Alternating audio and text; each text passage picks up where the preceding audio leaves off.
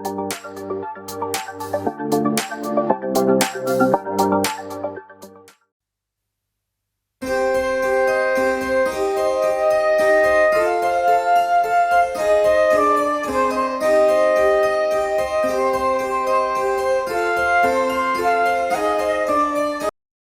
The Lord. पुन्हा एकदा सर्वांचं मनःपूर्वक स्वागत पास्टर मनोज तलोरे मिनिस्ट्रीज या यूट्यूब चॅनलमध्ये.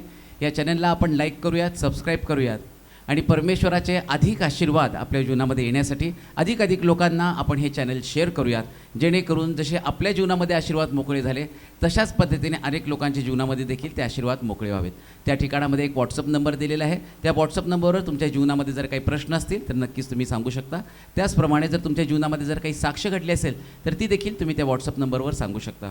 जर तो नंबर लागला नाही, तुम्हाला या ठिकाणामध्ये यायचं असेल, जर काही प्रार्थना विनंती द्यायची असेल तर या ठिकाणामध्ये मी तुम्हाला 4 नंबर सांगत आहे. पहिला नंबर आहे 9860274141.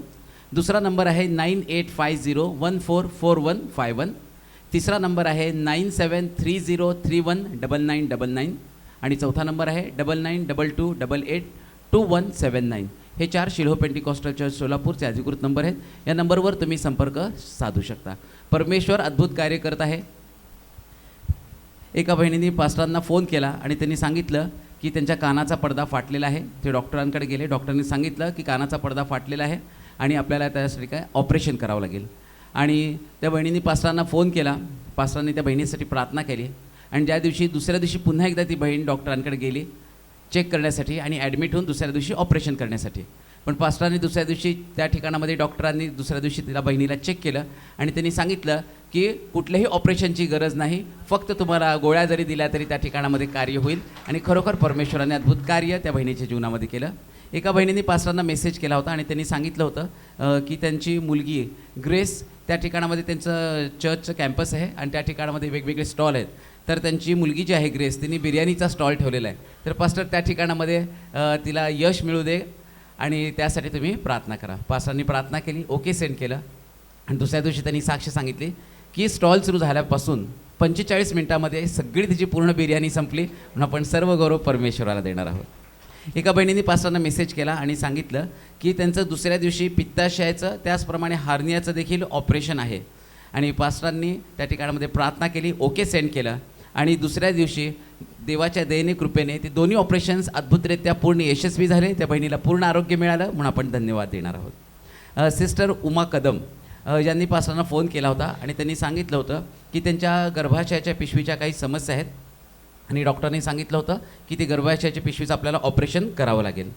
पण त्यांनी सांगितलं की डॉक्टरांचे शब्द त्यांनी मान्य केले नाहीत, कारण ते यूट्यूब चॅनलच्याद्वारे पास्टरांचं वचन ऐकत आहेत आणि त्यांनी सांगितलं की डॉक्टर म्हणतात ते मी मान्य करणार नाही. माझा विश्वास आहे की जर पास्टर प्रार्थना करतील तर ते ऑपरेशन टळणार. आणि या विश्वासाने त्यांनी पास्टरांना फोन केला. पास्टरांनी त्यांच्यासाठी प्रार्थना केली आणि दुसऱ्या दिवशी ज्यावेळेस ते पुन्हा एकदा दवाखान्यामध्ये गेल्या, त्यांनी टेस्ट केले आणि त्यावेळेस डॉक्टरनी सांगितलं की ऑपरेशन करायची गरज नाही, फक्त औषध तुम्हाला पुरेसं आहे. आपण सर्व गौरव परमेश्वराला देणार आहोत आणि ही वेळ आहे परमेश्वराच्या वचनाची. की मनुष्याला उभं राहण्यासाठी एका सामर्थ्याची गरज आहे आणि ते सामर्थ्य दुसरं तिसरं कोणतं नसून प्रभूवरचा विश्वास आहे. जर तुम्हाला टिकायचंय, जर तुम्हाला उभं राहायचं, तुम्ही पडू नये. सैतानाचं काम तुम्हाला पाडणं आहे, सैतानाचं काम तुमचा विश्वास काढून टाकणं आहे. परंतु जो विश्वास प्रभू तुम्हाला देतो तो विश्वास प्रतिकूल परिस्थितीमध्ये तुम्हाला देवामध्ये टिकून राहण्यासाठी मदत करतो. तुम्हाला देवात टिकून राहणं एवढी साधी गोष्ट नसती. देवात टिकून राहणं आणि देवामध्ये चालणं या दोन्ही गोष्टी वेगळ्या आहेत. बरेच लोक देवामध्ये चालतात पण विश्वासामध्ये नाही चालत. रक्तस्रावी स्त्री जशी येशूच्या मागे चालली, लोंढा येशूच्या मागे चालला, परंतु लोंढ्यानं येशूला स्पर्श केला पण ते बरे झाले नाही. पण रक्तस्रावी स्त्रीने मात्र येशूला स्पर्श केला आणि ती बरी झाली. लोक येशूमध्ये चालले, येशूच्या मागे चालले, पण स्त्री विश्वास घेऊन येशूच्या मागे चालली. या विश्वासाचं सामर्थ्य आज आम्ही पाहणार आहोत. मार्काचं शुभवर्तमान त्याचा 11वा अध्याय त्याची 20 पासून 26 पर्यंतची वचन आपण वाचणार आहोत. मार्काचं शुभवर्तमान 11वा अध्याय 20 पासून 26 पर्यंतची वचनं. विश्वासाचे सामर्थ्य. विश्वासाचे सामर्थ्य. मग सकाळी वाटेने जाताना मग सकाळी वाटेने जाताना त्यांना ते अंजिराचे झाड मुळापासून वाळून गेलेले दिसले. मुळापासून वाळून गेलेले दिसलं. तेव्हा पेत्राला आठवण होऊन तो त्याला म्हणाला, गुरुजी, आपण ज्या अंजिराच्या झाडाला शाप दिला ते वाळून गेले आहे. पहा, येशूने त्याला उत्तर दिलं, देवावर विश्वास ठेवा. मी तुम्हाला खचित सांगतो की जो कोणी या डोंगराला तू उपटून समुद्रात टाकला जा असे म्हणेल आणि आपल्या अंतःकरणात शंका न बाळगता आपण म्हणतो तसे घडेलच असा विश्वास धरेल त्याच्या शब्दाप्रमाणे घडून येईल. म्हणून मी तुम्हाला सांगतो तुम्ही प्रार्थना करून जे काही मागाल ते आपल्याला मिळालेच आहे असा विश्वास धरा म्हणजे ते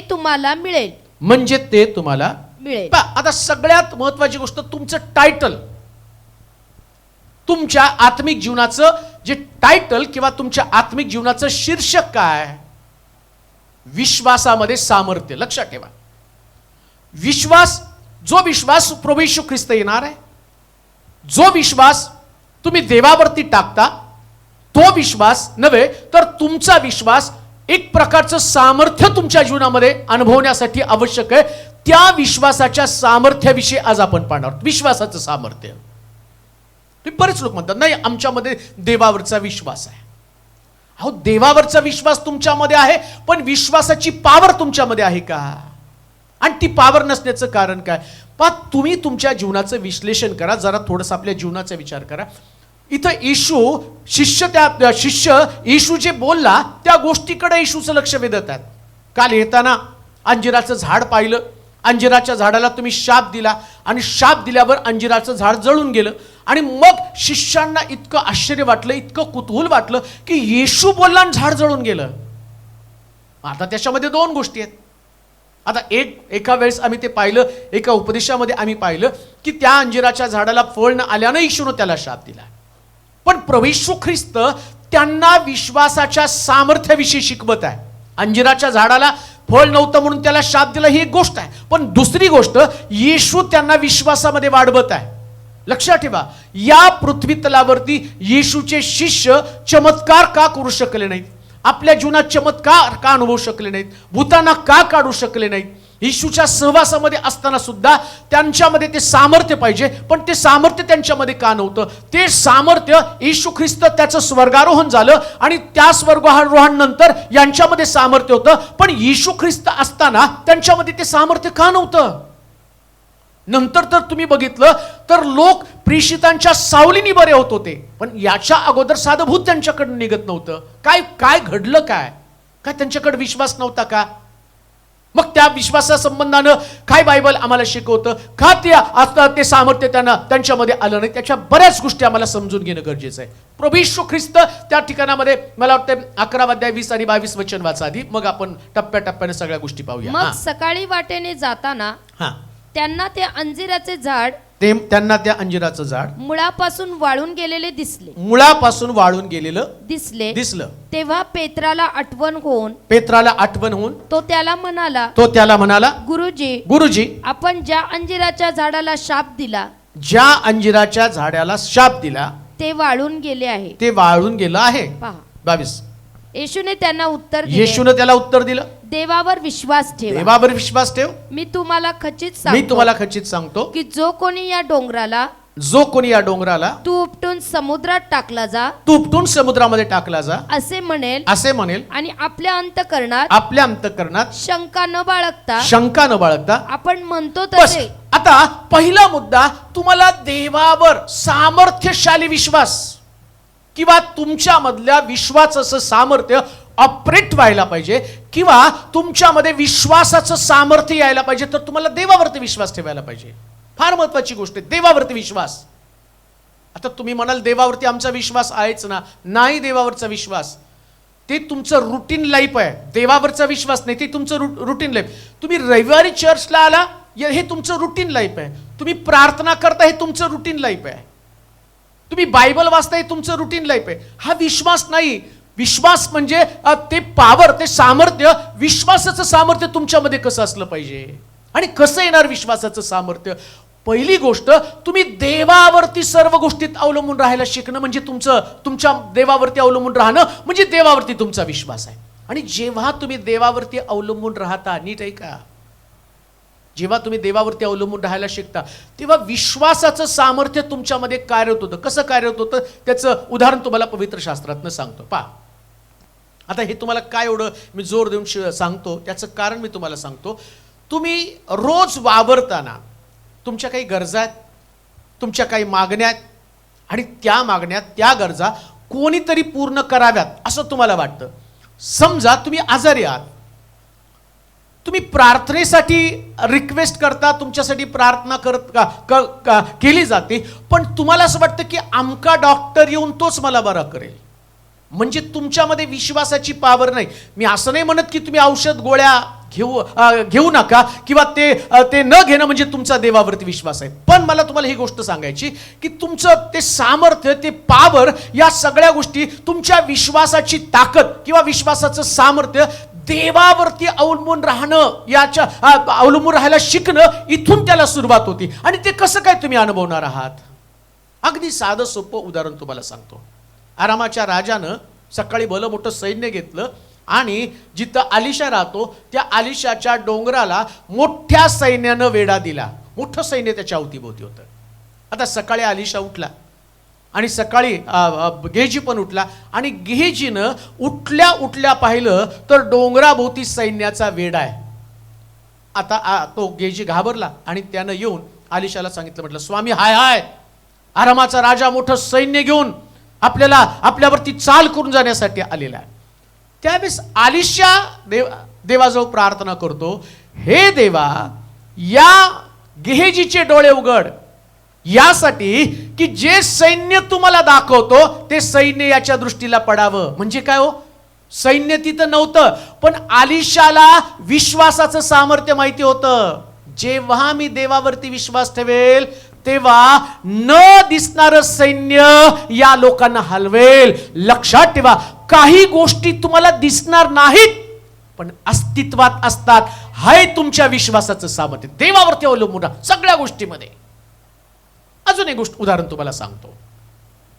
जेव्हा दुष्काळ पडला आणि एलियाला सांगितलं की जा करिंथ या ठिकाणच्या ओळाजवळ जाऊन बस,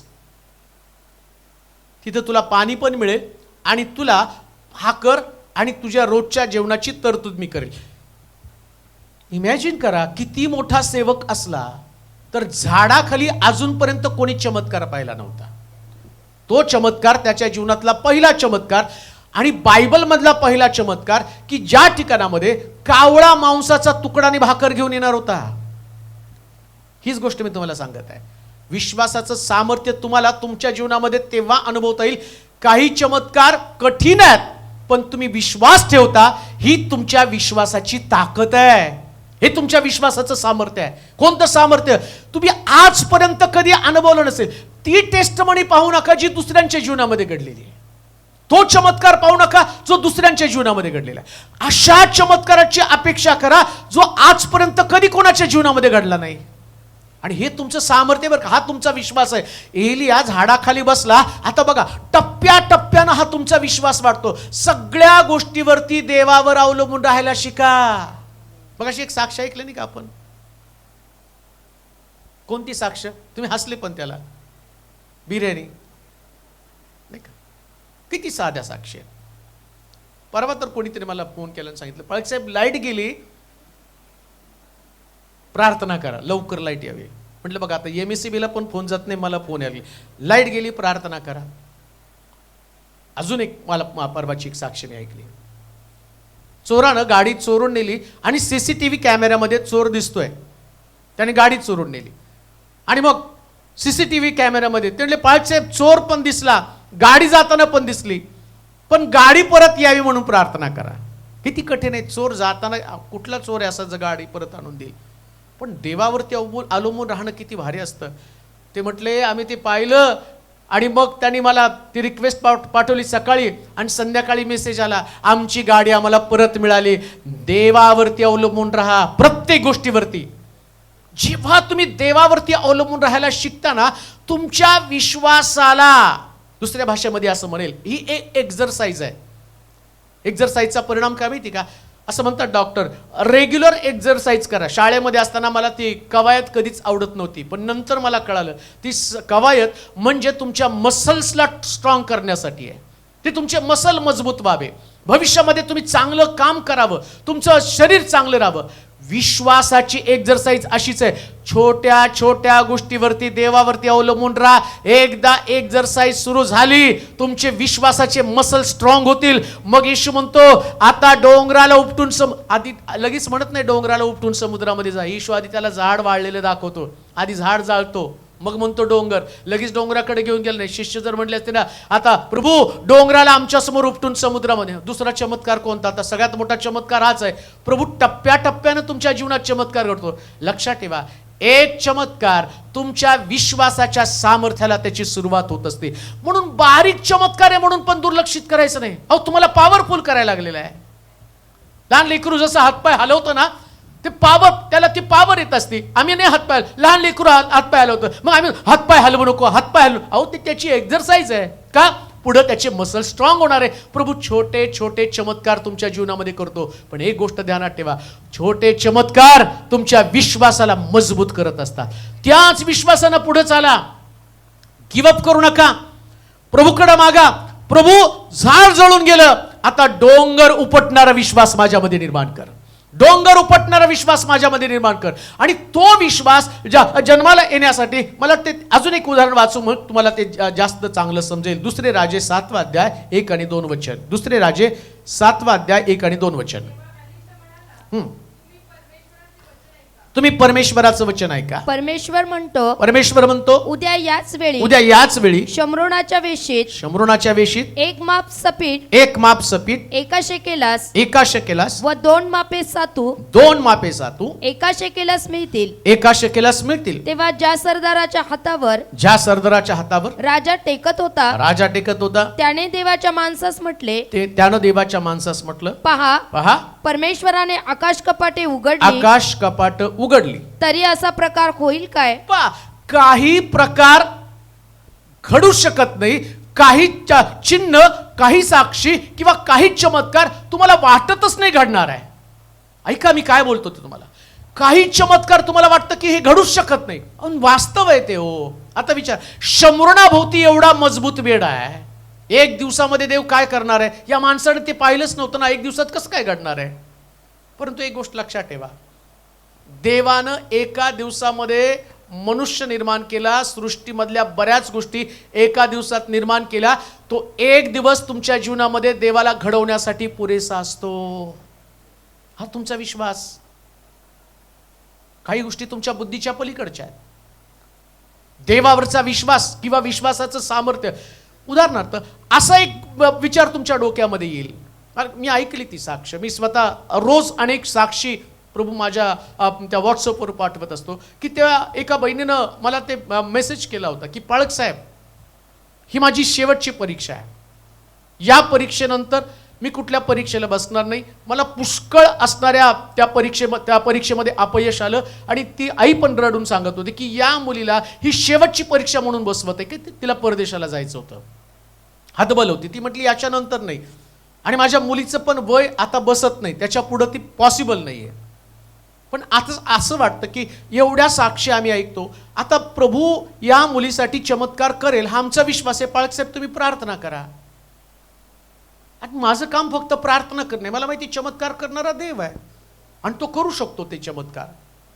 आणि घडलं काय, जेव्हा तिनं ती परीक्षा दिली आणि ती घरी पण निराशान आली. ती म्हटली की नाही रिझल्ट मग मी चांगला लागणार नाही. अतिशय टफ पेपर होता, पहिल्यापेक्षा जास्त टफ पेपर होता.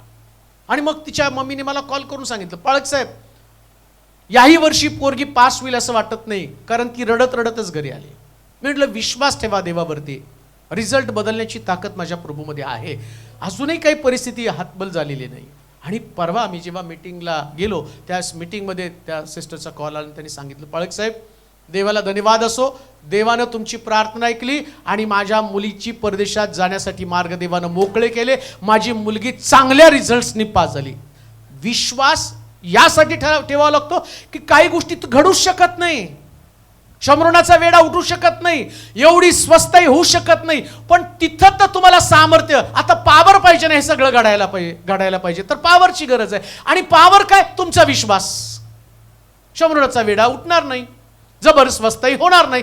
आता याला वेगळ्या शक्तीची गरज आहे. आता वेगळी शक्ती कोण? देवाला असं कोणतरी व्यक्ती पाहिजे की ते सामर्थ्य. ऐका मी काय सांगतो तुम्हाला. आता शमरोनाचा वेडा उठवायचा आहे आणि त्याला देवाला काय पाहिजे माहिती का? या लोकांना काय कशी किती स्वस्त आहे वाचा बरं.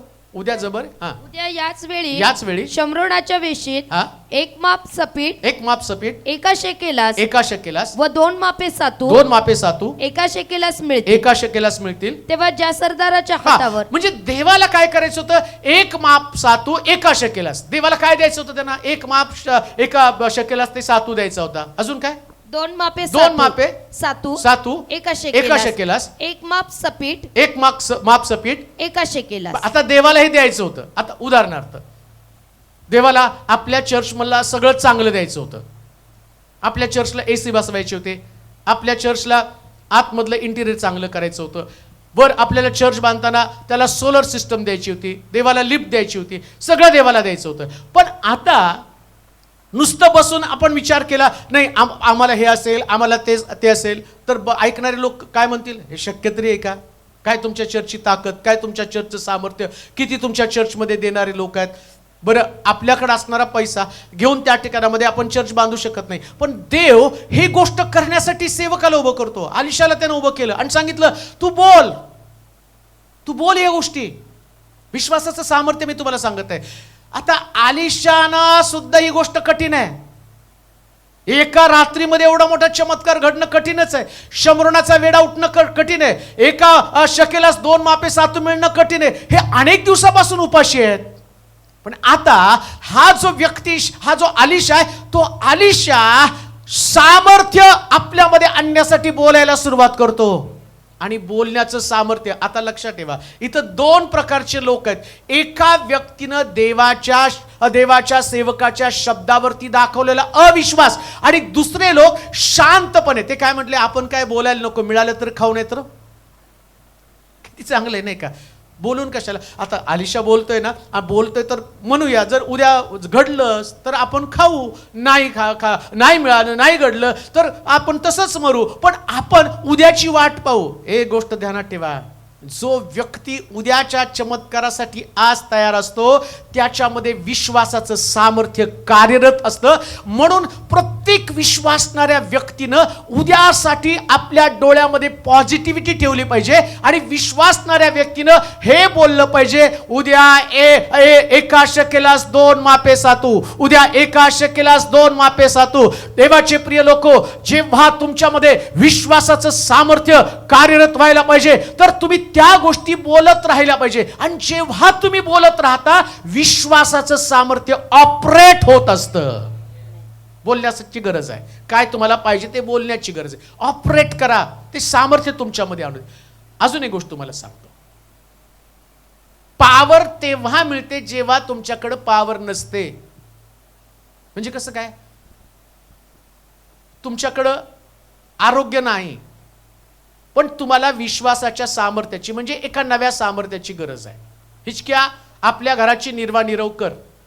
उद्या तुझा आत्मा तुझ्यापासून काढून घेणार आहे आणि परमेश्वर तुला इथून नष्ट करणार आहे. आता याला एका नवीन सामर्थ्याची गरज आहे जगण्यासाठी. आता ते सामर्थ्य कसं? हिचकिया गेला परमेश्वराच्या राजवाड्यामध्ये गेला आणि परमेश्वराकडं आता सगळ्या गोष्टी सामर्थ्य यायला पाहिजे विश्वासाचं जगण्यासाठी. मग त्यानं आत्तापर्यंत प्रभू समोर कसा वागला? देवा तुझ्यासमोर नीतिमान, तुझ्यासमोर सात्विकतेने वागलं, सगळे तुझे नीतिनियम मी पाळले. आता या गोष्टी तुम्हाला जर सामर्थ्य तुमच्यामध्ये विश्वासाचं यायला पाहिजे ना. सैतान दाखवतो तू आणि चांगला नाहीये, तू देवाच्या दृष्टिकोनातनं टाकाऊ आहे आणि तुला देव आणि कधीच मदत करणार नाही, तुला मरावंच लागणार आहे. हे सैतानाचं काम तुम्हाला डिस्टर्ब करणं, सैतानाचं काम तुम्हाला कमजोर करणं. पण जेव्हा तुम्ही प्रभूसाठी काही गोष्टी केलेल्या असतात आणि प्रभू त्या पवित्र आत्मा येतो आणि जसं हिचकियाला सगळ्या गोष्टीची आठवण करून दिली आणि परमेश्वरानं आणि हिचकियाची प्रार्थना ऐकली आणि याच्यामधल्या विश्वासाचं सामर्थ्य कार्यरत झालं आणि तिकडं परमेश्वर त्या ठिकाणामध्ये या हिचकियाला सांगतो आणि संदेश त्याला सांगतो, हिचकियाला जाऊन सांग परमेश्वरानं तुझं आयुष्य 15 वर्षानं वाढवलं. लक्षात ठेवा, नकारात्मक परिस्थितीमध्ये जेव्हा तुमची धार्मिकता, ज्या धार्मिकते संबंधानं तुम्ही एवढे वर्ष कष्ट केलं, एवढं स्ट्रगल केलं, एवढं लढला, धार्मिकता टिकवून ठेवण्यासाठी लढावं लागतं, स्ट्रगल करावं लागतं आणि ते तुम्ही केलेलं स्ट्रगल आता पवित्र आत्मा तुम्हाला आठवण करून देतो आणि तिकडं प्रभू त्याला सांगतो तुझं आयुष्य 15 वर्षाने वाढलं. याला म्हटलं विश्वासाची कसरत. नकारात्मक गोष्टी तुम्हाला विश्वासापासून कमजोर करतात, पण जेव्हा तुम्ही जी धार्मिक जीवन प्रभूसाठी जगला आणि त्याची आठवण तुम्ही करता तेव्हा विश्वासाचं सामर्थ्य तुमच्यामध्ये कार्यरत होतं.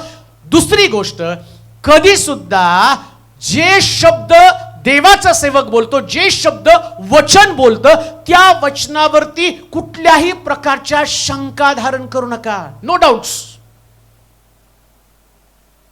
देव कोणती गोष्ट करण्याच्या अगोदर असं म्हटलं, मी माझ्या सेवकाला प्रगट केल्याशिवाय कोणतीच गोष्ट देव करत नसतो. देव पहिल्यांदा त्याच्या सेवकाला सांगतो. आता देवाला शमूरणाचा वेडा उठवायचा होता आणि लोकांना स्वस्त वस्तू द्यायच्या होत्या, देवानं सेवकाला पाठवलं.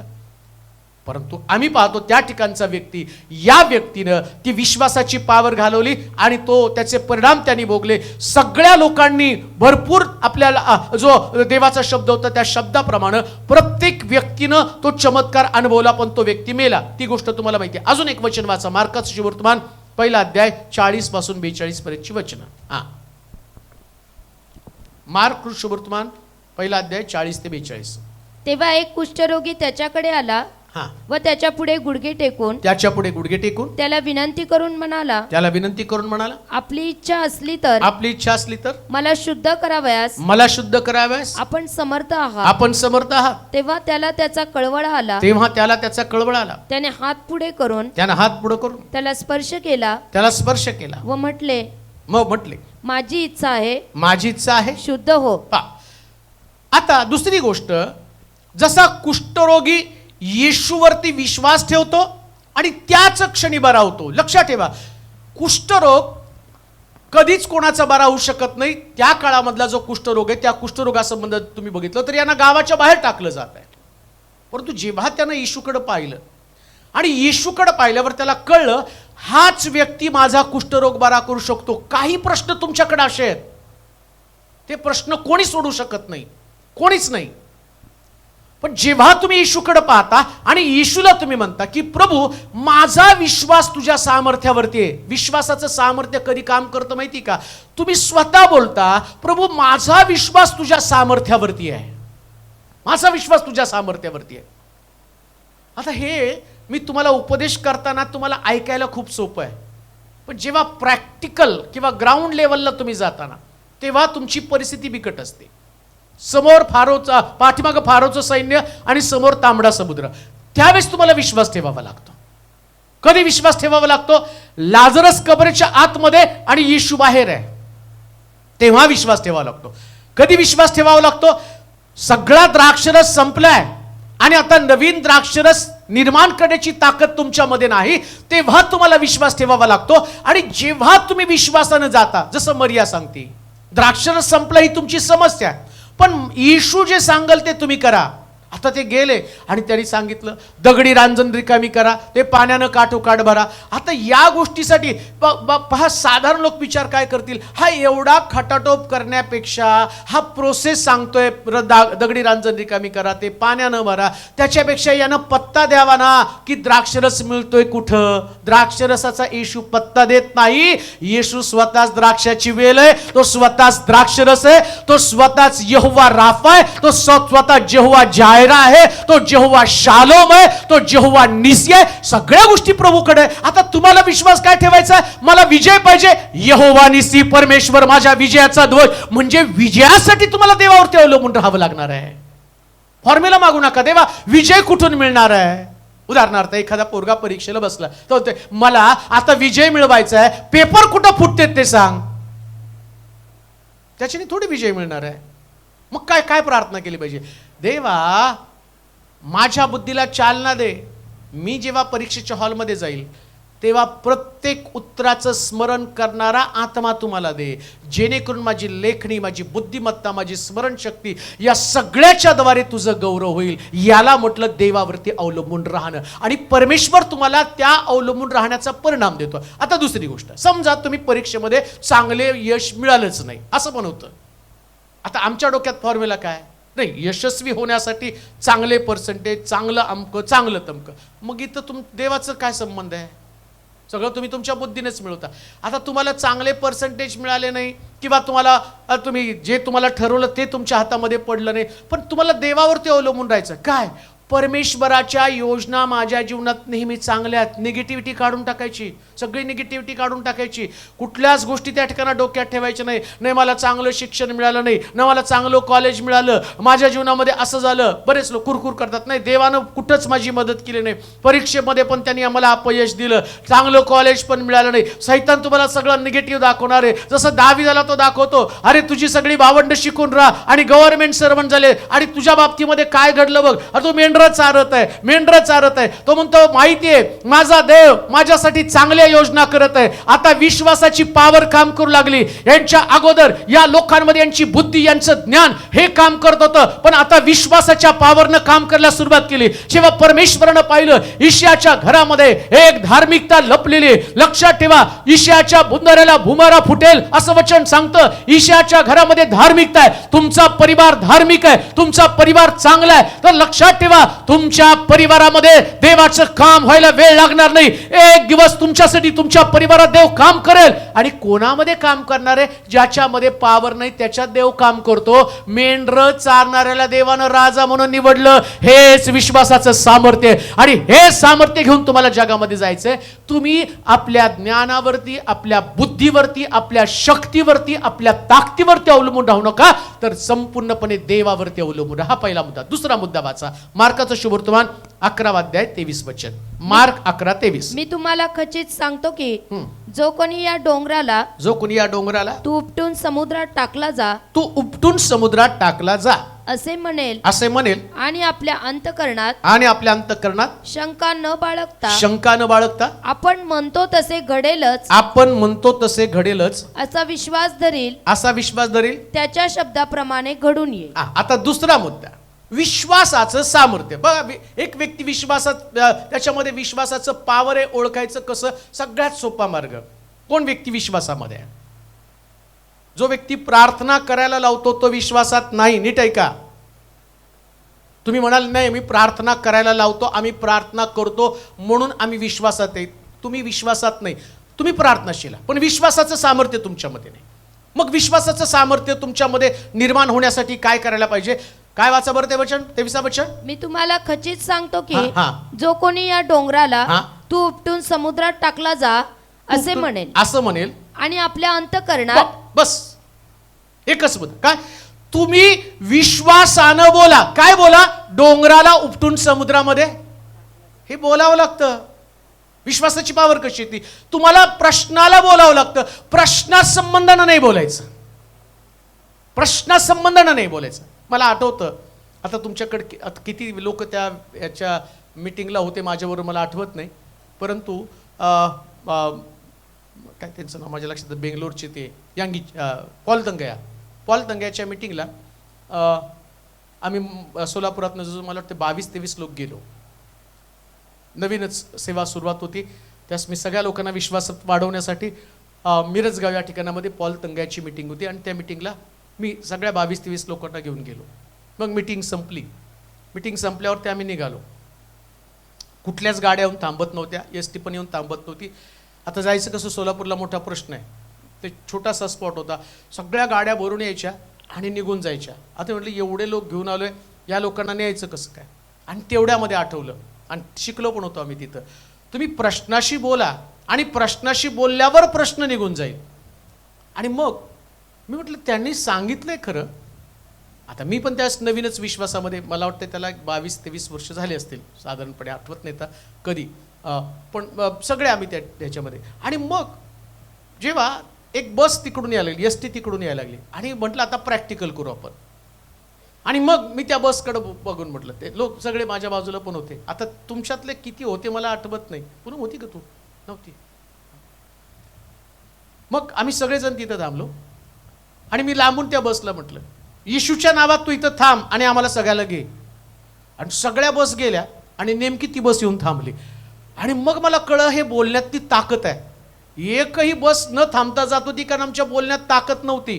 पण जेव्हा आम्ही बोललो तेव्हा त्या बसला थांबावं लागलं. अहो लक्षात ठेवा, जसं एलिया त्या गेजीला सांगतो जाऊन बघ, तळहाताचा ढग दिसतो का, मोठी पर्जन्यवृष्टी होणार आहे. आणि जातो तो गेजी, महाराज ढग नाही एकदा, महाराज ढग नाही दोनदा, महाराज ढग नाही तीनदा, बघता बघता 3 वेळेस ढग नव्हता. 7व्यांदा तो जाताना म्हणतो आता ढग दिसणार आहे, आणि ढग दिसणार आहे, आणि दिसताना म्हणतो तळहाताचा तरी दिसणार आहे. आणि तळहाताचा ढग दिसल्यावर एलिया जाऊन सांगतो अहाबाला सांग आपला रथ हाक, कारण मोठी पर्जन्यवृष्टी होणार आहे. तो बोलल्याबरोबर विश्वासाचं पावर काम करू लागलं. लक्षात ठेवा, काही प्रश्नांशी तुम्ही बोलायला सुरुवात व्हाल आणि कराल, आणि तिथं विश्वासाचं काम व्हायला सुरुवात होईल. म्हणून तो म्हटला डोंगराशी बोला, समस्येशी बोला, आजारपणाशी बोला, आर्थिक प्रश्नाशी बोला, आणि तुमच्या विजया संबंधानं बोला. जेव्हा तुम्ही बोलाल विश्वासाचं पावर तुमच्यामधनं काम करायला सुरुवात होईल. पुष्कळ लोक न बोलता आपलं जीवन वाया घालवत आहे. तुम्हाला कोणी काही बोललं तरी तुम्हाला तुमच्या जीवनासंबंधानं चांगलंच बोलायचंय, चांगलंच बोलायचं आहे. आमचा प्रॉब्लेम काय माहिती का, लोक जे बोलतात ते आम्ही स्वीकारतो. डॉक्टर पण तुम्हाला काहीतरी बोलतात आणि ते आपण स्वीकारतो. सावकार काय बोलतात ते आम्ही स्वीकारतो.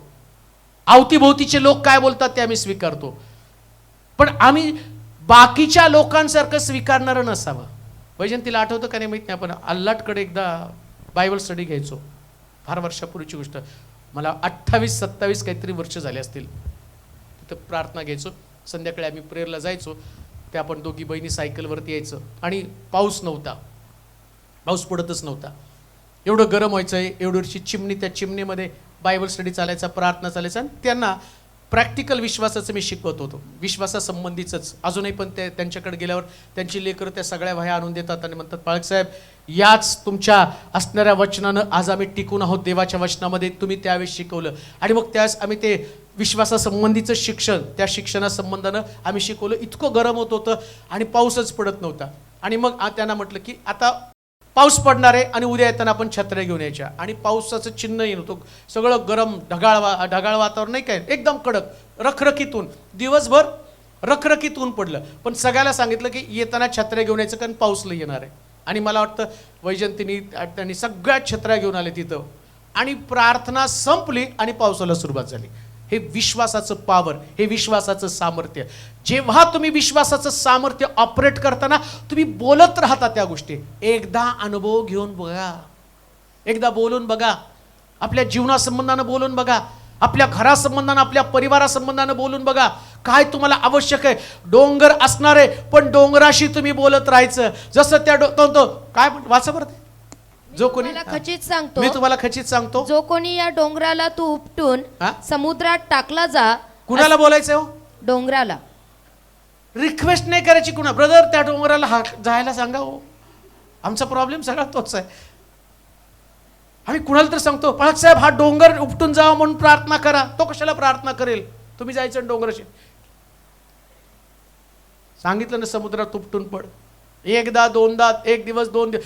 लक्षात ठेवा, यरिहोच्या तटाभोवती देव तो म्हणतो की यरिहोचा तट तेव्हा कोसळेल जेव्हा तुम्ही त्या तटाभोवती फिरत राहाल. आधी नुसतं फिरा आणि नंतर बोला. काय बोला? जय घोष करा. आणि शास्त्र सांगतं एवढा मोठा यरिहोचा तट पण शेवटच्या दिवशी त्याने केलेल्या गर्जनेनं तुटला. आज तुमच्याकडे तटासारख्या समस्या असतील, आज तुमच्याकडे डोंगरासारख्या समस्या असतील, परंतु लक्षात ठेवा डोंगर तुमच्यावरती पडणार नाही तर तुम्ही डोंगर. आता दुसरी समस्या आमच्याकडे काय, समजा डोंगराला बोलून आमच्यावरच पडला तर. म्हणून तुम्ही डोंगराला बोलताना काय बोलायचंय, कुठं पड, समुद्रात टाकला जा. दुसरे हुशार असतील तर ते म्हणतील मी प्रार्थना करणार सूरजवर पड, अशी पण प्रार्थना करेल मी. तशी प्रार्थना करू नका. काय म्हणायचं त्याला, उपटून समुद्रात टाक, समुद्रामध्ये टाकला जा. का? हा डोंगर कोणासाठीच असू नये, कोणा व्यक्तीला ते अडखण असू नये, कोणा व्यक्तीला विश्वासापासून दूर जाण्यासाठी त्या डोंगरानं अडखण करू नये. म्हणून डोंगराशी बोला. कधी सुरुवात करणार आहे तुम्ही प्रश्नाशी बोलायला? आम्ही प्रश्नाविषयी बोलण्यात सारा आयुष्य खर्च करतो.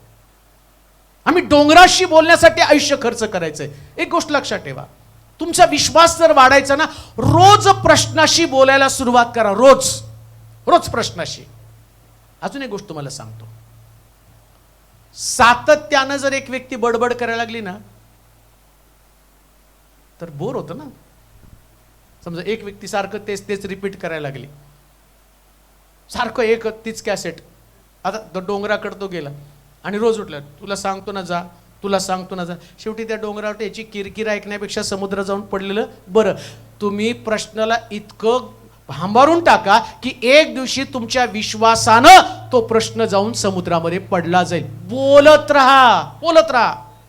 बोलत राहा. आपल्या रोगासंबंधाने, व्याधिविकारासंबंधाने त्याला सांगा, येशूला बसलेल्या माराच्या फटक्याने मला आरोग्य प्राप्त झालं. विकाराची शक्ती तू माझ्यावरती राज्य करणार नाही. आपल्या करिअर संबंधानं बोला. तुमचं करिअर, आणि तुम्हाला कदाचित सैतान येऊन सांगत असेल तुझं भविष्य अंधकारमय, तुझ्या लेकरांचं भविष्य अंधकारमय, तुझ्या बिझनेसमध्ये तुला फेल्युअर आहे, तुझ्या परिवारामध्ये शांती नसणार आहे. पण तुम्ही त्याच्याशी बोलायला सुरुवात करा. माझ्या लेकरांसाठी देवानं चांगलं जीवन, माझ्या परिवारासाठी देवानं चांगलं जीवन, माझ्या घरासाठी देवानं चांगलं जीवन, माझ्या कुटुंबासाठी देवानं चांगलं, इतकं चांगलं जो डोंगर आहे हळूहळू कमी होऊन एक दिवशी नष्ट होऊन तो समुद्रामध्ये पडलेला दिसेल. आणि तुमच्या जीवनामध्ये एक अद्भुत आणि गौरवी साक्ष याचा अनुभव तुम्हाला येईल. म्हणून लक्षात ठेवा, पॉवर कोणामध्ये आहे? जो बोलतो त्याच्यामध्ये पॉवर आहे. बोलतो त्याच्यामध्ये पॉवर आहे. बोलून आपलं भविष्य घडवा. नकारात्मक बोलून आपलं आयुष्य उद्ध्वस्त करू नका.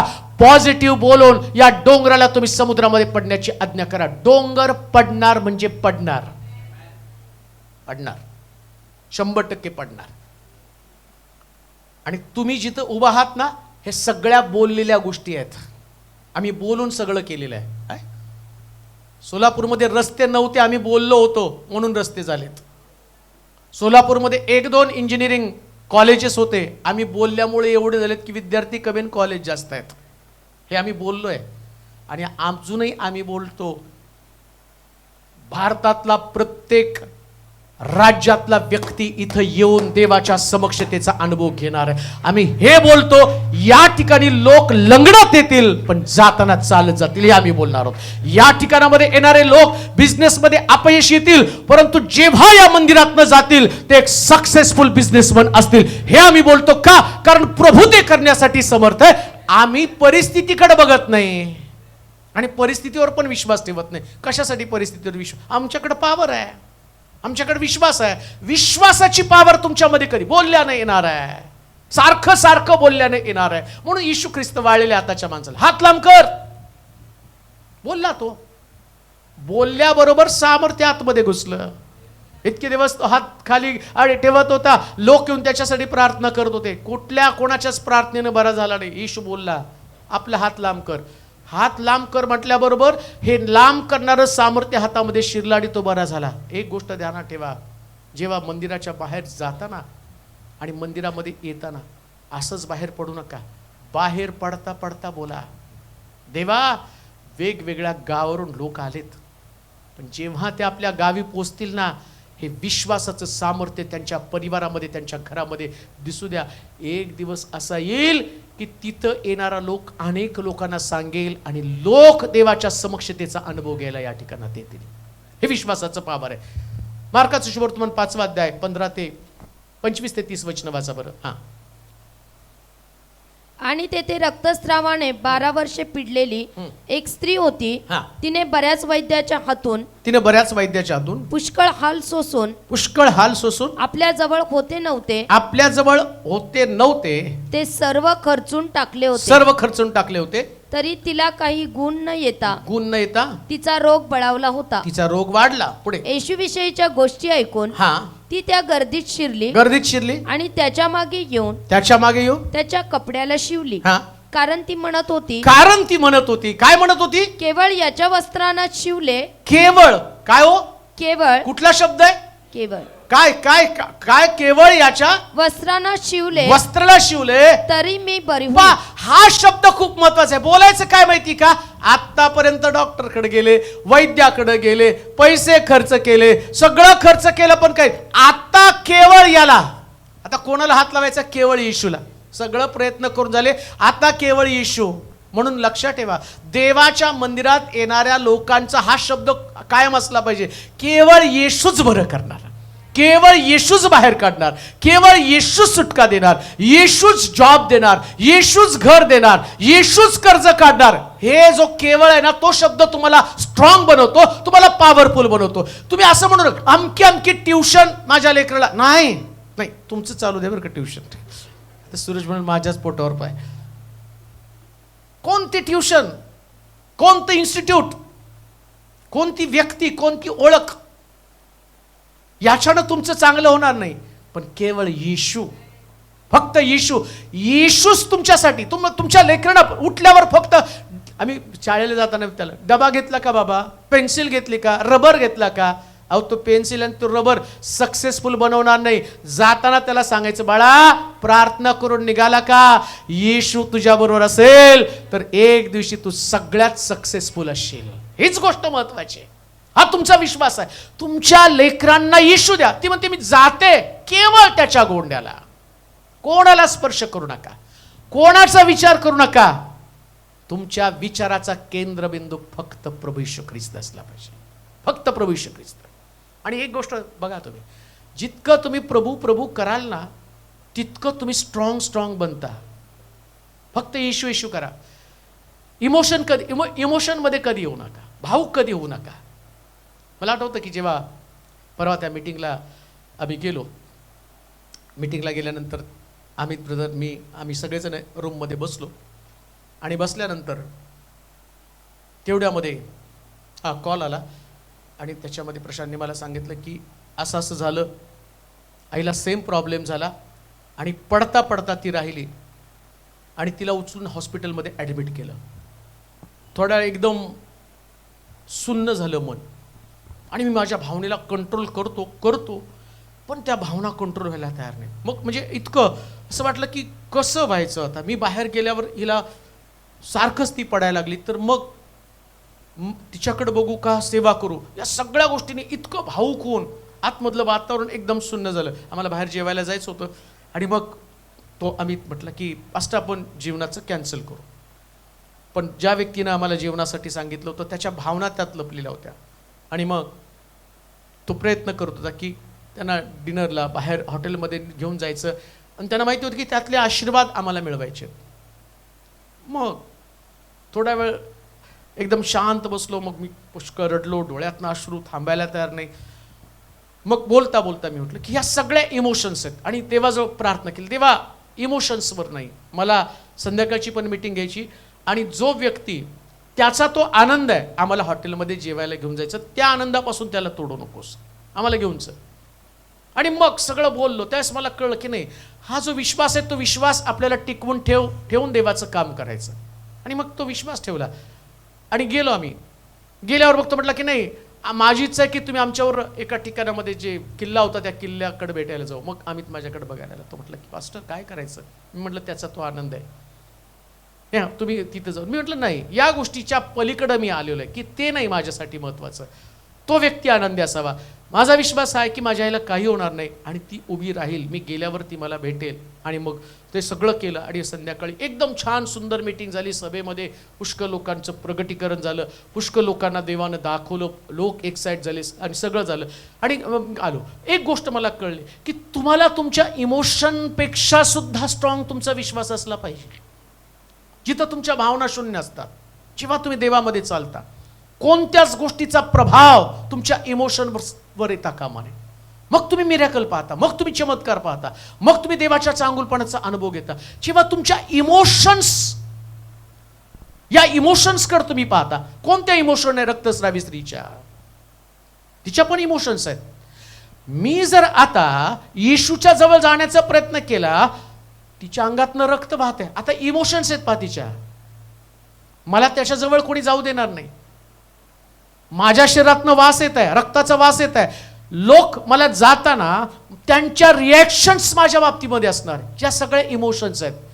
मी तिथे जर गेले तर जाता जाता लोक मला तुच्छतेने पाहतील, तिच्या ह्या पण इमोशन्स असतील. कदाचित काही लोकांना माझा आजार माहिती असेल आणि ते मला येशूच्या जवळ जाऊ देणार नाही, पण तिच्या डोक्यामध्ये किती सुंदर गोळ होतं. मी केवळ, हा शब्द फार महत्वाचा आहे, तुमचं जगणं केवळ येशू असू द्या. अवतीभोवतीचा प्रभाव तुमच्यावरती कधी पडू नये. इमोशन्स नाहीच.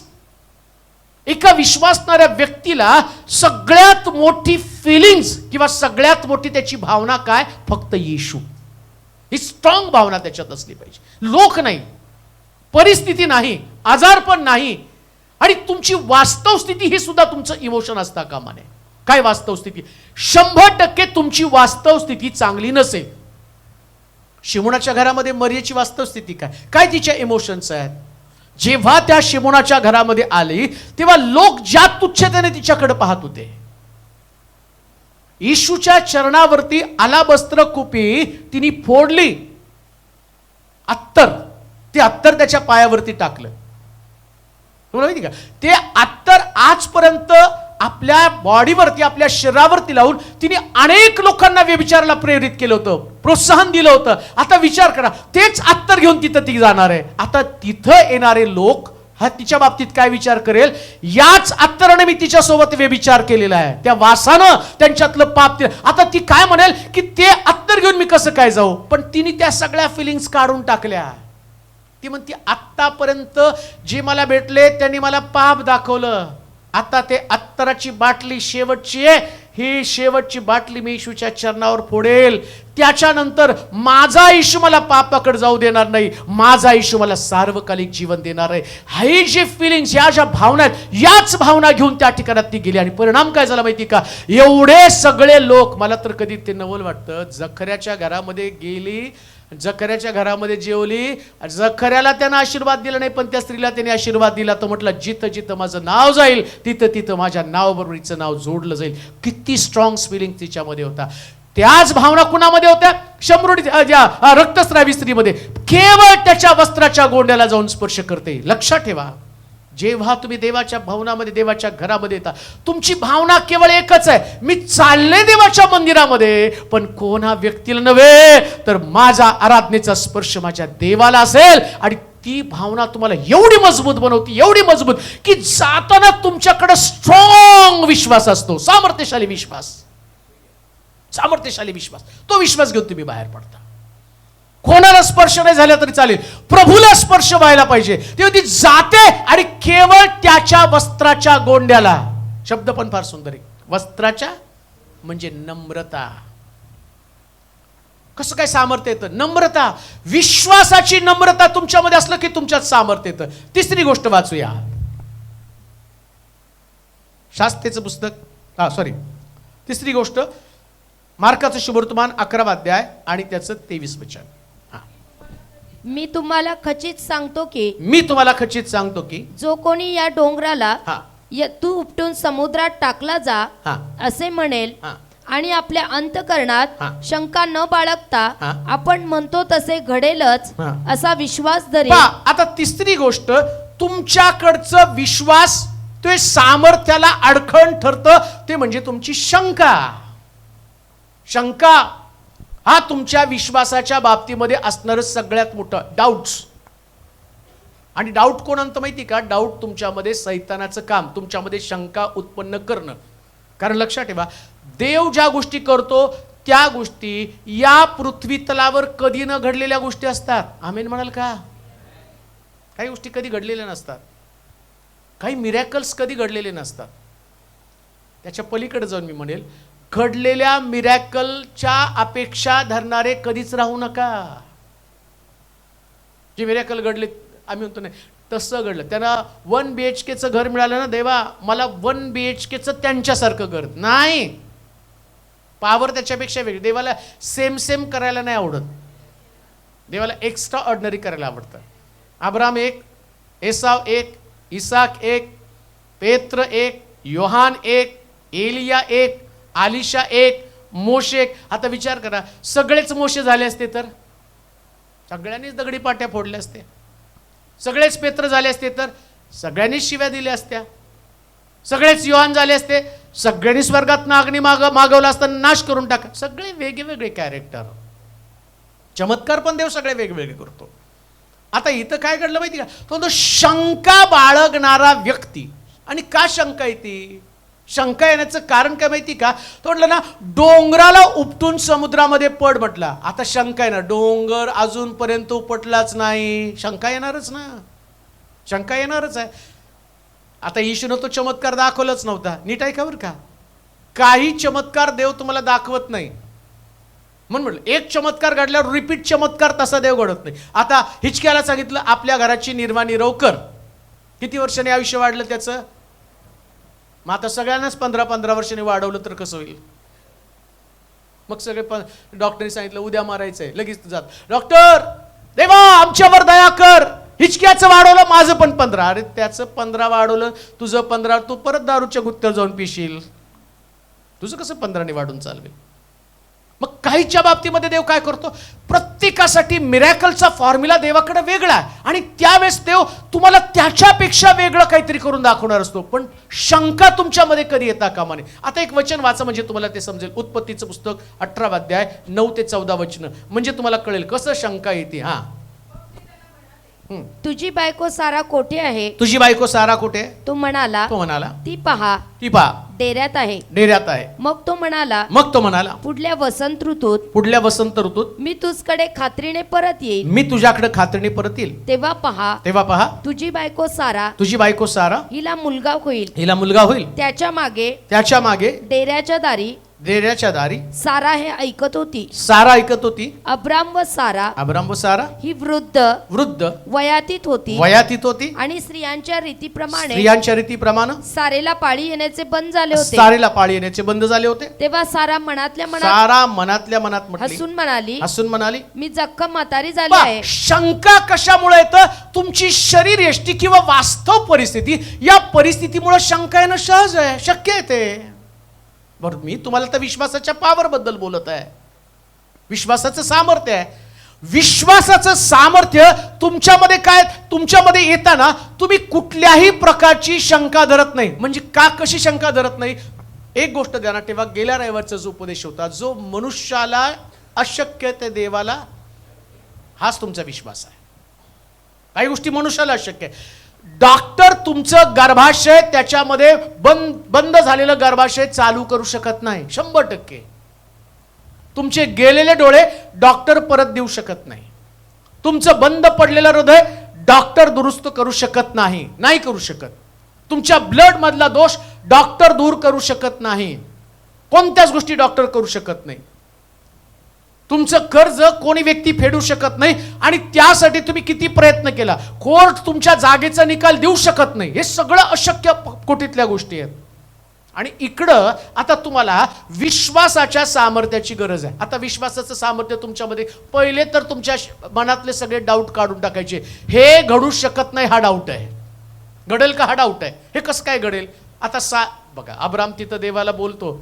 कधी कधी आमच्याच प्रार्थना असतात. अब्राम देवाला जाऊन, देवा काय सगळं एवढं दिलंय, आता मुलगा नाही. मग तुझ्या बायकोला डाऊट होतं तर कशाला मागायला आला? आता तुला माहिती तू म्हातारा आहेस, तुला माहिती तुझं शरीर साथ देत नाही, तुला माहिती तू लेकरं जन्माला घालू शकत नाही, मग प्रार्थना केली कशाला? म्हणजे एकीकडे आम्ही देवाला मागतो आणि दुसरीकडे आम्ही म्हणतो की एक देव करू शकत नाही. कसं काय 2-2 अवस्था चालेल? आमचं तसंच असतं. देव मला चांगली नोकरी देणार आहे, माझं एज बाद होत चाललंय. मी देवाकडे प्रार्थना केली, देवानं मला लेकरू द्यावेत, पण अनेक वर्ष झाले लग्नाला आणि मला लेकरू होत नाही. अनेक वर्ष झालीत. आता तुम्हाला विश्वास तर ठेवायला पाहिजे ना. बरं, तो तुमचा विश्वास काय? आता सारा मनातल्या मनात हसते आणि काय म्हणते, मी जख्ख झालेली म्हातारी. हेच तर तुमचा प्रॉब्लेम आहे ना. अहो देव तो देव आहे, त्याला दुसरं काम काय स्वर्गामध्ये बसून? तो म्हणणार आहे का ठीक आहे आता परवा कुणाचं लग्न झालं त्यांना पाठवा, ते नवीन जोडपं इकडे मी तुमच्यासाठी प्रार्थना करतो, तुम्हाला नवीन जन्म झालेल्या लोकांना लेकर होणार याच्यात काय विशेष आहे? पण देव म्हणतो ती कुठे आहे, ते अब्राहम आणि सारा कुठे आहे? स्वर्गामध्ये विचार करतो, देवदूताला पाठवतो, देव जा तिकडे जा त्यांची भेट घेऊन. स्वतः देव त्यांना नाही येऊन भेटला, ते देवदूत होते, 3 देवदूत नव्हते का आलेले.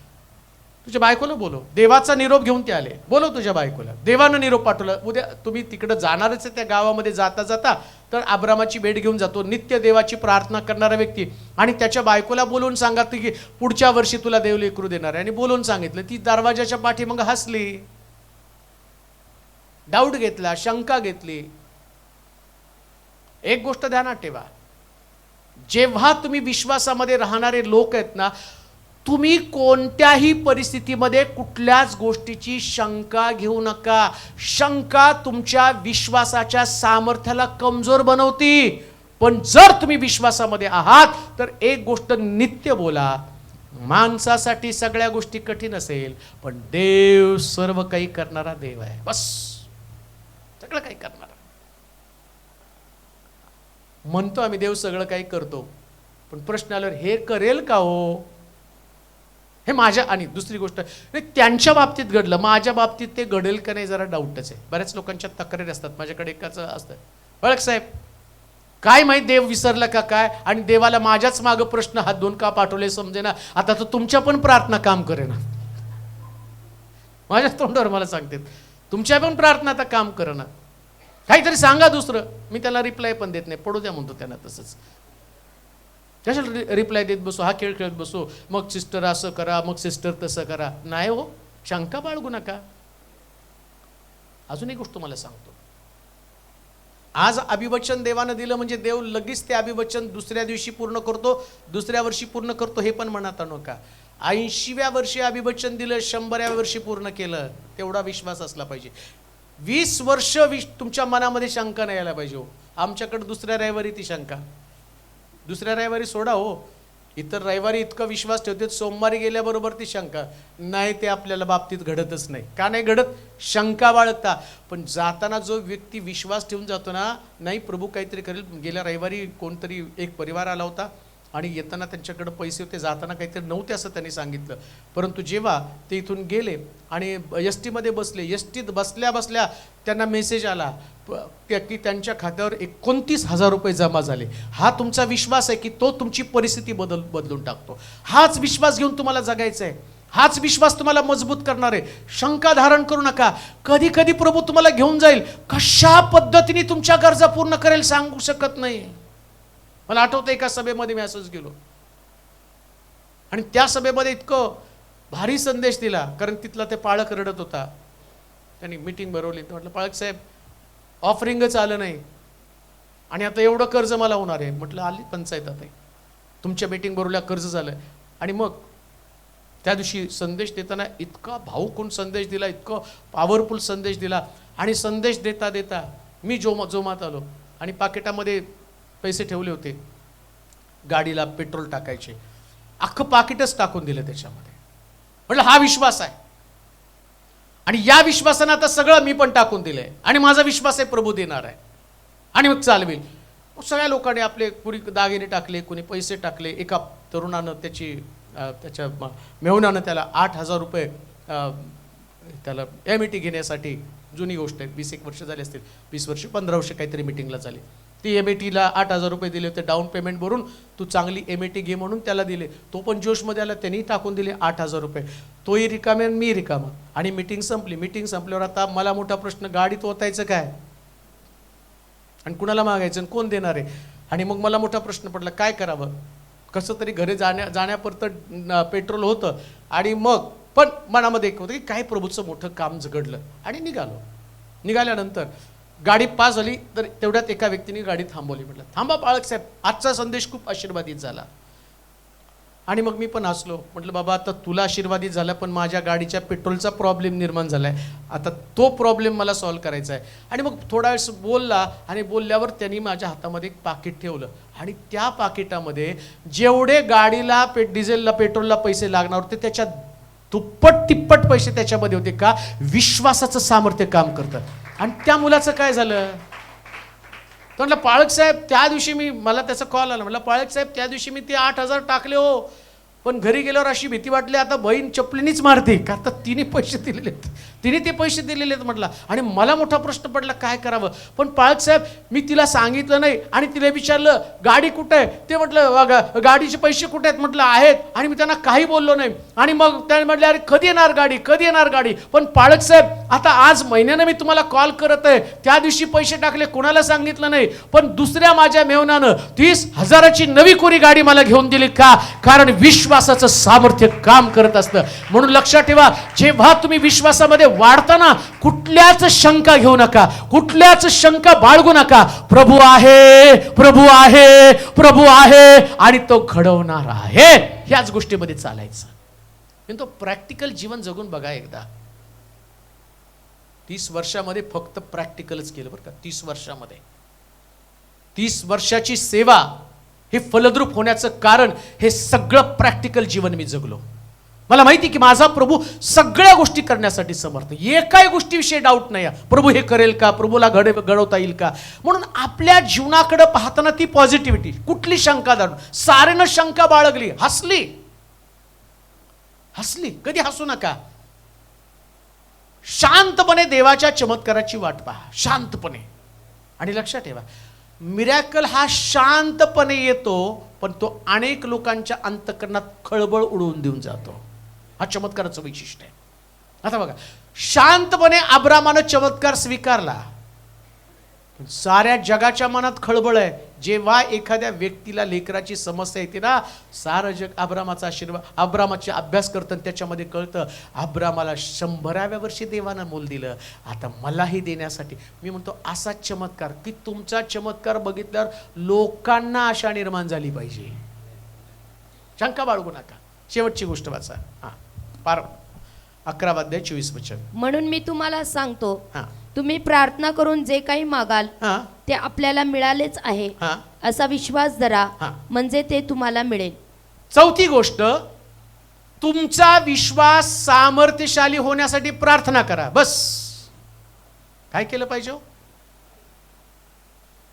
नुसता विश्वास ठेवून चालत नाही. नाही तर नुसतं काही बोल घेवडे नुसतं बोलत राहतील, डोंगरा उठपट, डोंगरा उठपट. नाही, डोंगर पण हुशार आहे. प्रार्थना नाही तर मी कशाला पडेल. डोंगराला माहिती यांच्या प्रार्थनाच मला हटवणार आहे. सांगू का तुम्हाला, जर तुम्ही प्रार्थनाशील जीवन जगत आहात तर डोंगर तुमच्या घरात कधीच नसणार आहे. डोंगर तुमच्या जीवनात कधीच नसणार आहे. प्रार्थना आवश्यक आहे. मला असं वाटतं की आपण सुद्धा, मी आलो गावावरून, माझी तरी इच्छा होती 26 जानेवारीला तुम्ही प्रार्थना इथे येऊन केली असती तर आपलं चर्च पटकन बांधून त्याच्यामध्ये जे अडखळणे ते अडखळणं सगळी दूर झाली असती. तर एक गोष्ट करा, आपणही प्रॅक्टिकल करू. काय प्रॅक्टिकल करायचं? एकत्र येऊ, उपवास करू, प्रार्थना करू. बघता बघता देव त्याचं सगळं काम पूर्ण करेल. प्रार्थनेची गरज आहे. प्रार्थना एक ताकद आहे. कुठली ताकद? जेव्हा तुम्ही प्रार्थना करता, ऐका, डोंगर सुरुंग लावल्याशिवाय उपटला जाऊ शकत नाही. हो, सुरुंगाची गरज आहे. डोंगर फोडायचा तर सुरुंग. आणि कोणता सुरुंग आहे? प्रार्थना हा सुरुंग आहे. जेव्हा विश्वासणारे लोक, आता तुम्हाला अगदी छोटं उदाहरण पवित्र शास्त्रातलं, पेत्रला साखळदंडानं बांधून ठेवलं तर बंदीशाळेमध्ये. इकडं मंडळी एकाग्रतेने प्रार्थना करत होती. कोणतं बारूद होतं? जे पेत्राचे साखळदंड गळून पडले. जेव्हा मंडळीनं प्रार्थना केली, पेत्राचे साखळदंड बाजूला पडले. आता आम्हाला सुद्धा विश्वासाचं सामर्थ्य वापरायचंय. विश्वासाचं सामर्थ्य काय? तुम्ही प्रार्थना करता म्हणजे तुमचा विश्वास आहे. ज्या तुम्ही प्रार्थनेला बसता, तुमचा विश्वास आहे म्हणून तुम्ही प्रार्थनेला बसता ना. आणि जेव्हा मंडळी एकाग्रतेने प्रार्थना करते तेव्हा अशक्य गोष्टी शक्यपणे घडायला लागतात. अशक्य गोष्टी, हे पॉवर आहे मंडळीमधली. आणि पहिल्या मंडळीची ताकद तीच आहे जी प्रेषितांच्या कृत्यामध्ये म्हटलं, ते घरोघरी भाकर मोडण्यामध्ये, प्रार्थना करण्यामध्ये तत्पर होते आणि त्यांच्यामध्ये अद्भुती आणि चिन्ह घडली. अद्भुती आणि चिन्ह. किंवा जेव्हा तुम्ही व्यक्तिगतरित्या प्रार्थना करायला सुरुवात कराल, मंडळी प्रार्थना करायला सुरुवात करेल, तुमच्या विश्वासाची एक्झरसाइज प्रार्थना आहे. तुम्हाला प्रार्थना करावी लागणार आहे. जितक्या तुम्ही प्रार्थना कराल तितकं तुम्ही विश्वासामध्ये मजबूत व्हाल. प्रार्थना तुम्हाला विश्वासाचं सामर्थ्य आणतं. अजून एक गोष्ट वाचा शेवटची, मार्काचं शुभवर्तमान 11 अध्याय 25 आणि 26 वचन. आणि तुम्ही जेव्हा जेव्हा प्रार्थना कराव्यास उभे राहता तेव्हा तेव्हा तुमच्या मनात कोणाविरुद्ध काही असेल तर त्याची क्षमा करा. अशासाठी की तुमच्या स्वर्गातील पित्यानेही तुम्हाला तुमच्या अपराधांची क्षमा करावी. आता पाचवी गोष्ट जी आणि तुमच्या विश्वासाला सामर्थ्यशाली किंवा तुमच्यामध्ये विश्वासाचं सामर्थ्य येण्यासाठी पाचवी महत्वाची गोष्ट आहे. कोणती? तो क्षमा करा. म्हणजे तुमच्यामध्ये ते विश्वासाचं सामर्थ्य येईल. क्षमा. नुसती प्रार्थना पण उपयोगाचा नाही, नुसता विश्वास पण उपयोगाचा नाही. तर म्हटलं, कोणाच्या विषयी तुमच्या अंतःकरणात काही असेल, ऐका, एक सामर्थ्यशाली विश्वासाची व्यक्ती जर तुम्हाला बनायचंय तर त्याच्यासाठी तुमची हृदय स्वच्छ होणं फार गरजेचं आहे. अंतःकरण स्वच्छ होणं फार गरजेचं आहे. जर हृदय अस्वच्छ असेल तर तुमच्या प्रार्थना आणि तुमचा विश्वास पण अस्वच्छ होणार आहे.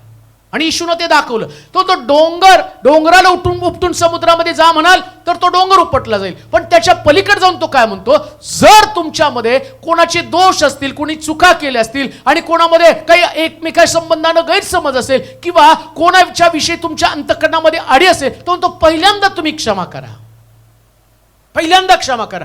मग तुम्ही प्रार्थना कराल तर तुमच्यातला विश्वास, म्हणजे आता हे सगळं रिलेटेड कशासाठी?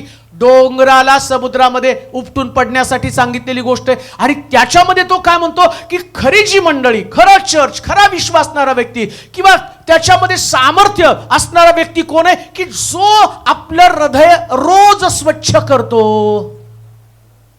रोज आपलं अंतःकरण स्वच्छ केलं पाहिजे. विश्वासासाठी सगळ्यात अडखळण मोठं कोणतं असेल तर क्षमा न करणारं हृदय. हे सगळ्यात विश्वासाला मोठं अडखण आहे. आणि जेव्हा तुम्ही विश्वासामध्ये मजबूत आणि सामर्थ्यशाली बनता तेव्हा तुम्ही तुमच्या अंतःकरणाचं पण शुद्धीकरण करता. आणि म्हणून विश्वासाचं सामर्थ्य यासाठी कठीण अंतःकरण हे देखील एक अडखण आहे. कठीण अंतःकरण असू देऊ नका. आणि मग तुमच्यामध्ये विश्वासाचं सामर्थ्य कार्य झाल्याशिवाय राहणार नाही. आपले डोळे बंद करूया, आपल्या जागेवरती आपण उभं राहूया, आपल्या मान आपण लावूया, आपली मस्तक आपण झोपूया. प्रभूचं वचन आपल्याकडे आलेलं आहे. त्या वचनाने आमची भेट घेतली. हा समय देवाशी जुडलं जाण्याचा समय. इतरत्र आपलं लक्ष लावू नका. प्रभूच्या हातामध्ये पडू, प्रभूच्या जवळ जाऊया. विश्वास एक मोठं सामर्थ्य आहे. आणि आज सामर्थ्याचा विश्वास माझ्यामध्ये येणं गरजेचं आहे.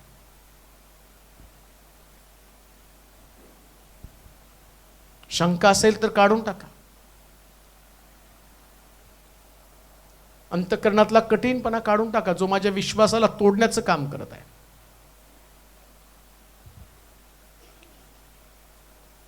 तुम्ही साधारण गोष्टीसाठी बोलवले लोक नाही. साधारण जीवन जगण्यासाठी तुम्हाला देवानं हाक मारली नाही. शिष्यांसमवेत बोलताना येशू गहन गोष्टी बोलतोय. आणि आज देखील आम्ही गहन गोष्टींचं अध्ययन करून प्रभूच्या जवळ जात आहोत. हे सर्वशक्तिमान देवा, पित्याच्या उजवीकडे बसलेल्या देवाच्या पुत्रा, आम्ही याचना करतो, आम्ही रद्दबदली करतो की आमच्यातला अविश्वास काढ, आमच्यातल्या शंका काढून टाक. विश्वास धरणाऱ्याला सर्व काही शक्य आहे. सर्व काही शक्य आहे. सोलापुरातलं हे चर्च एक साधारण चर्च असू देऊ नकोस. ही मंडळी साधारण मंडळी असू देऊ नकोस. विश्वासामध्ये वाढलेली, मजबूत झालेली, सामर्थ्यशाली विश्वास वाहणारी मंडळी असू दे प्रभूची. त्यासाठी आम्ही स्वतःचं समर्पण करत आहोत. आम्ही म्हणतो की जसं आहोत तसं आम्ही तुझ्या हातामध्ये पडतो. आम्हाला आकार दे, आम्हाला आकार दे. जेव्हा लोक या ठिकाणामध्ये येतील, आमची अपेक्षा आहे की जेव्हा इथून जातील तेव्हा त्यांनी एक्साइटमेंट घेऊन जावी. आजही पुष्कळ लोक आलेले आहेत. आमचा विश्वास हाच आहे. शरीरामध्ये रोग व्याधी विकार घेऊन आले, जाताना बरे होऊन जाणार आहे, बरे होऊन जाणार आहे. येताना कर्जबाजारी आले, दलदलीमध्ये अडकलेले आले, पण आमचा विश्वास आम्हाला सांगतो प्रभू ते जाताना आपल्या घरामध्ये उत्तर घेऊन जाणार आहे. आम्ही विश्वास करतो 26 जानेवारीला होणारी सभा, त्या सभेमध्ये अनेक लोकांचं तारण होणार आहे. हा आमचा विश्वास आहे. अनेक लोकांचा उद्धार होणार आहे. आम्ही विश्वास करतो की पुढच्या रविवारी चर्चमध्ये आई आराधना करण्यासाठी येणार आहे. हा विश्वास आमचा असेल. डॉक्टरला शक्ती पुरव, ताकद पुरव, सगळ्या गोष्टीचा पुरवठा कर आणि सर्व काही नॉर्मल होऊन, जी अनेक दिवसापासून चर्चपासून वंचित आहे, पण मी तुझे आभार मानतो, लिफ्ट पण चालू केली आणि तिला चर्चला येण्यासाठी मार्ग मोकळे केले. या सगळ्या गोष्टी तुझ्या गौरवासाठी घडू दे प्रभूजी, आणि याच्यातनं फक्त तुझं आणि तुझं नाव, त्याची महिमा होऊ दे. बांधकाम पूर्णत्वात जात असताना कामगारांना ज्ञान दे, बुद्धी दे, शक्ती दे, संरक्षण कर त्यांचं. आणि जे आम्ही योजना करत आहोत 13 मे पर्यंत सगळं काम कंप्लीट होऊन त्याचं डेडिकेशन व्हावं, ते पूर्ण होऊन जाऊ दे. एक सुंदर, आम्हाला बिल्डिंग नव्हे तर बिल्डिंगमध्ये तुझी उपस्थिती आवश्यक आहे. आम्हाला त्या इमारतीमध्ये त्याच्यातलं असणारं फर्निचर आणि त्याचं इंटिरियर नव्हे तर त्यामध्ये असणारी देवाच्या लोकांची एक ऐक्यता, प्रेम, क्षमाशीलता आणि पवित्र आत्म्याची वरदानं, कृपादानं यानं भरलेली लोक असू दे प्रभूजी. हे सगळ्या गोष्टी घडू दे. प्रवासात तू आमचं सहाय्य कर, आमचं जाणं येणं सुरक्षित कर, आणि जेव्हा आम्ही इथे येऊ तेव्हा अनेक चांगल्या गोष्टी आमच्या दृष्टीला पाहायला मिळू दे प्रभूजी. धन्यवाद देतो, तुझी स्तुती करतो. सर्वजण, सर्व परिवार तुझ्या हाती सोपवत येशूच्या नावात ही प्रार्थना विनवणी केली म्हणून तो ऐक. आमेन. आता देवबापाची प्रीती, प्रभू येशू ख्रिस्ताची कृपा, पवित्र आत्म्याची सहभागिता तुम्हा सर्वांबरोबर आता आणि सदा सर्व काळ राहो.